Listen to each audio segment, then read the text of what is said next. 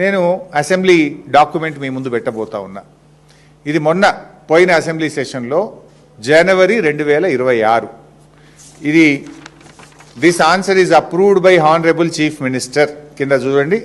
ఈ సమాధానము ముఖ్యమంత్రి యొక్క సంతకంతో ఆమోదంతో ఆ శాసనసభలో పెట్టామని, ఇది శాసనసభలో ముఖ్యమంత్రి గారు ఇచ్చినటువంటి సమాధానం.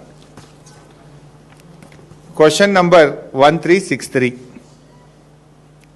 The details of the progress achieved regarding the Musi revitalization project. ఇందులో ఆన్సర్ ఏమంటారంటే, the consortium will study, plan, analyze, design, prepare and submit the following DPR in 18 months from Usman Sagar to Gauravelli and Himayat Sagar to Bapu Ghat. Himayat Sagar to Bapu ghat DPR ఇవ్వడానికి 18 నెలలు పడుతుంది అని ముఖ్యమంత్రి గారు అసెంబ్లీలో ఇచ్చిన సమాధానం. ఎప్పుడు ఇచ్చిన? మొన్న జనవరిలోని. ఇప్పుడు నెల రోజుల కింద, 2 నెలల కింద ప్రభుత్వం ఇచ్చిన సమాధానం ఇది. బాపు ఘాట్ నుంచి హిమాయత్ సాగర్ వరకు డిపిఆర్ ఇవ్వడానికి 18 నెలలు పడుతుంది, మేము ఒక కన్సార్షన్కి ఇచ్చినాము అని ప్రభుత్వం సమాధానం చెప్పింది. అంటే నీ డిపిఆర్ రావడానికే ఇంకా 18 నెలలు పడుతుంది. డిపిఆర్ఏ రాకుండా పేదలకు ఎట్లా నోటీసులు ఇచ్చినావు? డిపిఆర్ రాకుండా ఇండ్లు ఎట్లా కూలగొడుతున్నావు? అసలు నీ డిపిఆర్లో ఏమున్నదో తెలియదు కదా.